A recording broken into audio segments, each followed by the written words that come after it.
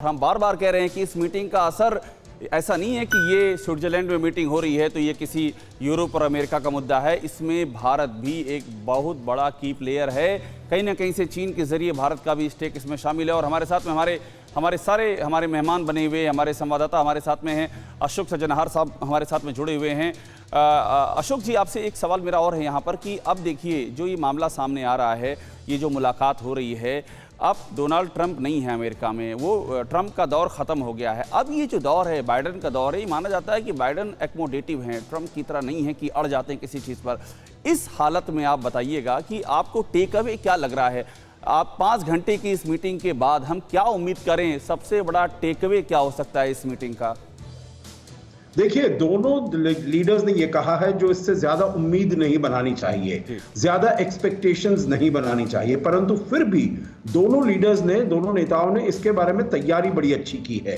क्योंकि आपने किलर के बारे में तो कहा है, जो बाइडेन का कमेंट था पुतिन के बारे में, परंतु अभी आते हुए उन्होंने पुतिन के विरुद्ध कुछ खास नहीं कहा। उन्होंने कहा ही इज अ वर्दी एडवर्सरी, मतलब बहुत ही मेरे काबिल वो हैं जो मुकाबला करने वाले हैं।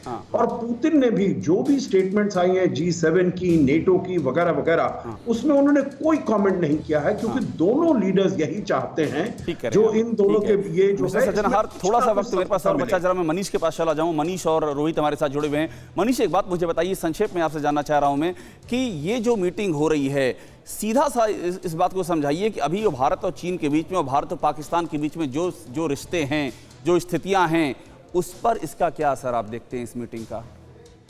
देखिए, जहां तक भारत का ताल्लुक है तो फिलहाल अभी भारत ही एकमात्र ऐसा देश है जो अमेरिका के साथ भी उसकी अच्छे संबंध है, उसके रूस के साथ भी अच्छे संबंध है। और जो बात मैं आपको कह रहा था कि अगर चीन के ही संदर्भ में मान लीजिए अगर रूस की जरूरत पड़ती है तो वैसी स्थिति में प्रधानमंत्री मोदी और प्रेसिडेंट पुतिन के बीच में आपसी इतने अच्छे संबंध है कि वो सीधे बात कर सकते हैं, उसके लिए बाइडेन की जरूरत नहीं पड़ेगी। दूसरी बात है कि पाकिस्तान को लेकर तो आज की तारीख में चीन खुद इतनी बड़ी चुनौती हो चुका है अमेरिका की नजर में कि अब पुराना वाला जमाना नहीं है। ठीक कह रहे हैं। एक जरा सवाल में एक सवाल रोहित से भी ले लूं मैं। रोहित, अफगानिस्तान को लेकर के क्या लग रहा है, क्या हो सकता है? अफगानिस्तान से 11 सितंबर तक वापसी होनी है अमेरिकी सैनिकों की, उससे जुड़ी कोई बातचीत भी हो सकती है? जी बिल्कुल। देखिए, मैंने जो पहले कहा था, सीरिया, इराक, ईरान और जो ट्रूप्स विड्रॉल है अमेरिका के लिए बहुत बड़ा संकट है कि वहां पे उसके बाद क्या होगा और वैक्यूम में क्या कर सकता है रशिया, तो इसको लेके भी जरूर इसमें चर्चा होगी विषय। बिल्कुल, बहुत शुक्रिया रोहित हमसे बात करने के लिए। एम्बेसडर सज्जनहार, आपका बहुत धन्यवाद। मनीष, बहुत धन्यवाद आपका। तो ये जो पूरी बातचीत हुई है, जो बातचीत होने जा रही है, ये बातचीत अपने आप में बहुत ही महत्वपूर्ण है और उसका पूरा विश्लेषण हमने सुना है और इससे जुड़ा जो भी डेवलपमेंट होगा वो आपको हम लगातार बताते रहेंगे। फिक्र आपकी, सोमवार से शुक्रवार रात 9 बजे सिर्फ TV9 भारतवर्ष पर।